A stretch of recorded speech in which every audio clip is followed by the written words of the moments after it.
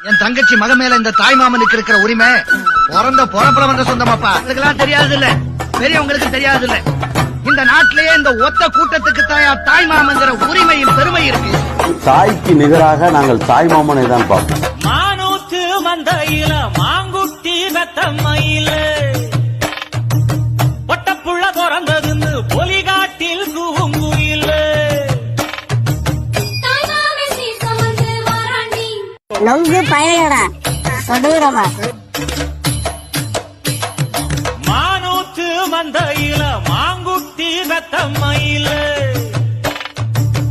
ஒட்டப்புள்ள பிறந்ததுன்னு பொலிகாட்டில் கூங்குயில